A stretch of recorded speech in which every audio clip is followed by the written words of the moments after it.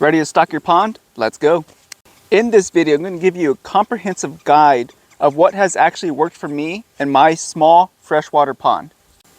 So what's going on, guys? Welcome back to the channel. My name is Robert. If this is your first time tuning in. So like I said in the intro, in this video, I'm going to give you basically a comprehensive guide of the types of fish I have put in here that have survived, that are thriving, that are doing really, really well. Again, I'm going to go over all the fish that I've put into this tank in this pond over the past couple of years. And at the end of the video, I'll show you guys me feeding the fish so you can kind of see that, hey, they actually still are alive. Also, guys, really quickly, I do have some new merch. I will put a picture of it up right now.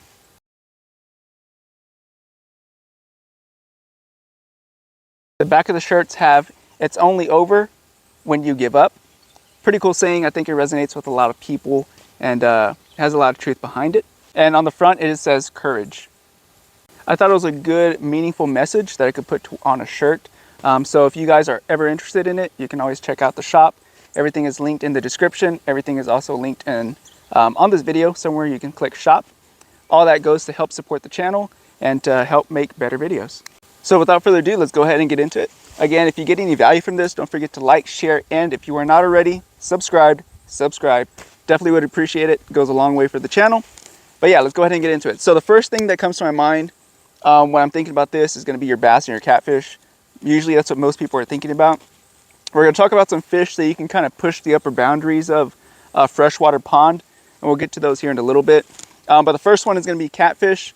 Catfish, we have in here blue catfish and we have channel catfish. The channel catfish thrive a little bit better in this type of environment. Like I said, I'm going to show myself feeding the fish here at the end of the video, but those do really, really well. They look the healthiest. You'll start to see when the pond starts to get a little overcrowded because a lot of the fish will start getting a little bit skinnier. So you know, okay, it's time to take some out. It's time to have a little fish fry. But the channel catfish, they do really, really well. They stay pretty fat and healthy. They look really, really, really good fish. Again, it's going to depend on your water quality, what type of water quality you have. But if you generally have decent water quality, they're going to look really, really well. Now, the blue catfish. The blue catfish get really big and they eat a lot. They grow just massive in size, so they need a lot of nutritious foods. And by nutritious, I mean live baits or other animals, other fish species to eat. So you are going to have to keep up with how much bait fish you have in that pond. If it gets too low, you're going to start to see that your blue catfish are going to get really, really skinny. And they go through the food very, very fast. We have some in here that are pushing almost 30 pounds. And then we have a lot of like in-betweeners between 5 and 8 pounds, 10 pounds. So they eat a lot, guys. So if you do plan on putting blue catfish in your pond, they're really nice because if you catch them, they put up a hell of a fight. And they're heavy and they're big and they do fight. But they are going to take and require a lot more food than your channel catfish will. Your channel catfish thrive in this area because they just eat insects, butterflies, grasshoppers, frogs, whatever falls into the water. They're pretty good about eating it. You'll also, if food really does get really scarce, they will start to eat like the algae that floats on top, which we're having a little bit more of an algae side note here. We have a little bit more algae growing now because here in Texas, it's been 104, 105, 106, 108 for many consecutive days. We just got rid of this algae, and then within this week, it just started getting back again. So it's just a constant battle with the environment, with Mother Nature, just trying to, you know, watch the heat, see how it affects the pond. Usually when you have a lot of heat and a lot more sunlight like this, you will get more algae growth. But yeah, back to the fish. The blue catfish are going to require a lot more food than your channel catfish. So if you have a really, really small pond, I do not advise, like half of this size, I do not advise putting blue catfish in there. And if you do, put them in there when they're small. And once they start getting to 5, under 10 pounds or so, start pulling a couple out. So the next fish is bass. We just put bass in here.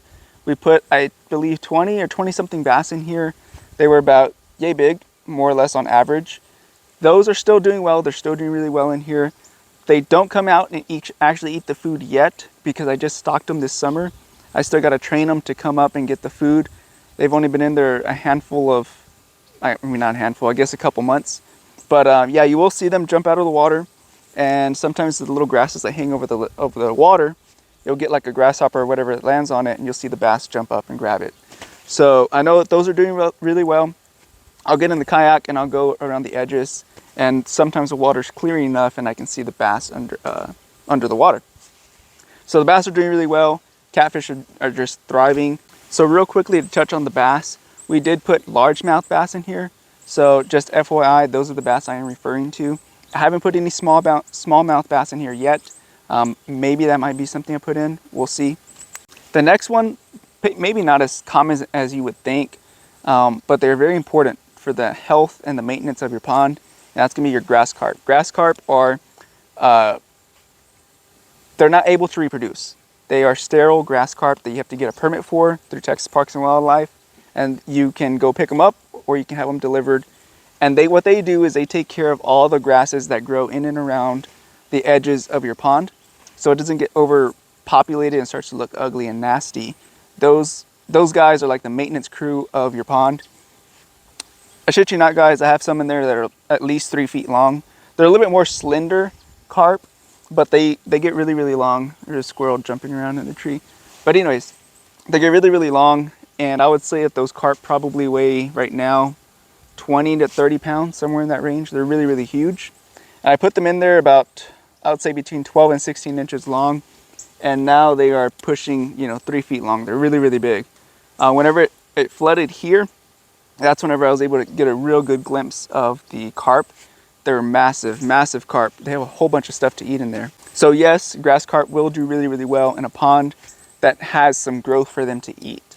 Now moving over to some of the species of fish that many people may not even consider or never even thought about, or that you could even stock in a tank. So the first one is going to be tilapia. Tilapia did actually phenomenally well until we had a freeze. We had the freeze pretty much when the power grid in Texas pretty much went berserk. That's when all these things died, the tilapia, because they cannot survive when the water gets too cold. I forget the exact number, but once it drops below that point for them, they die off. All the other fish survive, just the tilapia. The tilapia cannot survive in those freezing waters, those cold, cold waters, so they will die off. But before that point came, because we're in Texas, the chances of that happening is usually pretty rare, but it did kill them off, but they will survive, and they thrived up until that point. They got super huge, guys. They were big freaking tilapia. I think I have a video on my YouTube channel from years ago when I was catching them. But yeah, they will get big. They will multiply pretty rapidly. They do really, really well in a pond like this. So if you would like tilapia in your pond, yes, you can do it. They do really, really well. What they are good for also is for taking care of the filamentous algae. Filamentous algae is the stuff that grows on top of the water. It's not the stuff that's rooted in the ground, that's on the edges of the banks. It's the stuff that kind of floats in the water, kind of like the stuff you see here in the back of this one. That's what the tilapia will typically like to eat. At night or sometimes early mornings, you'll hear them munching on the algae there. But they do really, really well. If you're looking to get tilapia, go for it. They will survive. The next kind of crazy fish that we stocked in here was redfish. Yes, you heard me right, redfish. We put some redfish in here. We only put 5. A couple reasons why. They are expensive. They are expensive to stock. 2, I wasn't sure how they were going to do. It's not a crazy, crazy huge pond. It's not like a 40-acre lake or anything.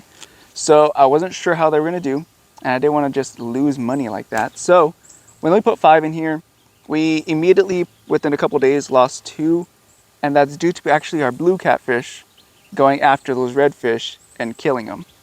The other 3, I believe as of right now, are still alive, and they are just, swimming around there, living their lives. So 3 out of the 5 did survive. If we didn't have those big catfish in there, they probably all 5 would have survived. But if you're looking to do redfish, yeah, they will actually live. Surprisingly, I was surprised as well. They will survive as long as you don't have super huge predator fish that for whatever reason will chase them.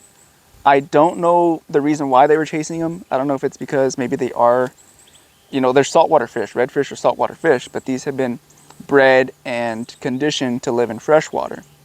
So I don't know if maybe they have something in their body that triggers a response for the fish to go after them, or maybe they were just new fish and they were just being territorial. I'm not sure, guys, but yes, Redfish will survive in a pond like this.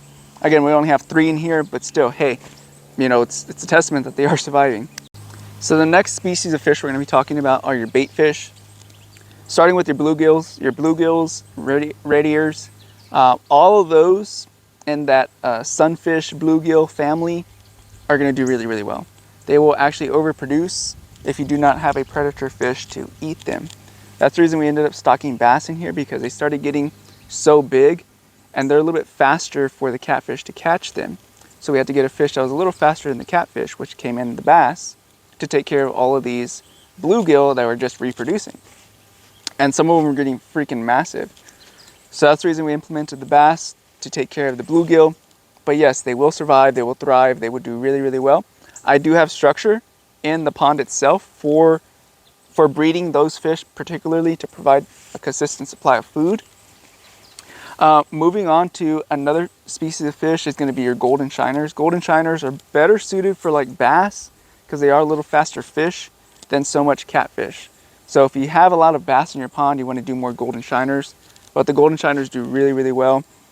They get really big because before I put the bass in there, it was just catfish. So the catfish were not fast enough to catch some of these golden shiners.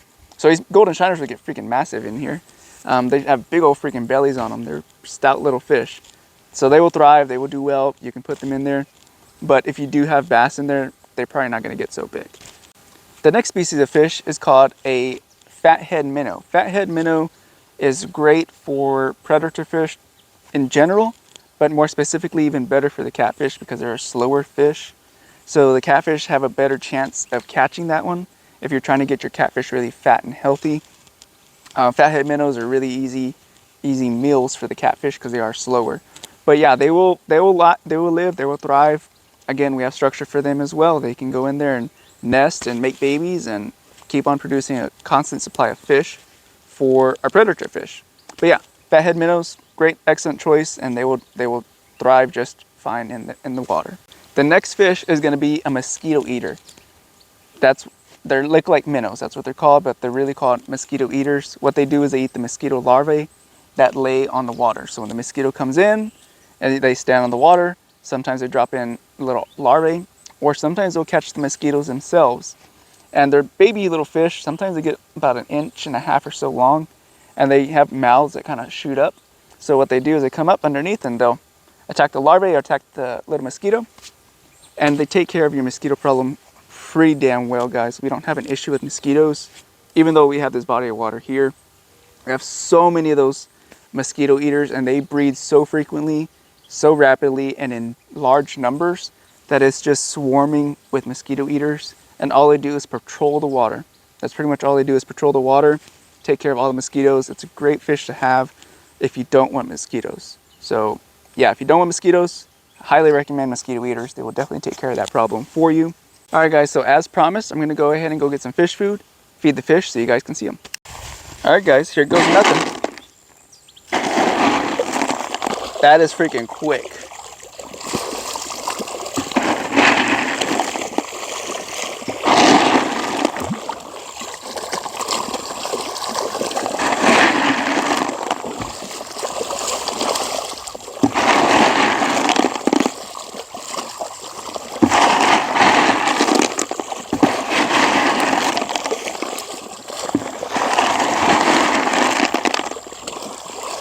These guys love to eat, guys.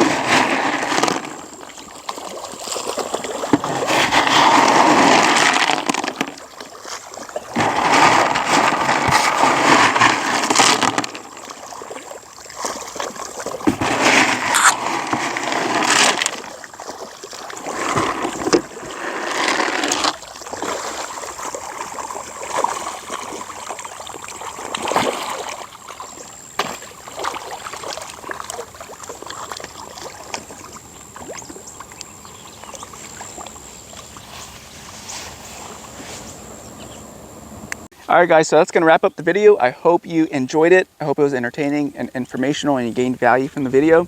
Don't forget to like, share, and subscribe. Definitely goes a long way. Without further ado, careful, be good, take care, and God bless. See you guys later. Bye-bye.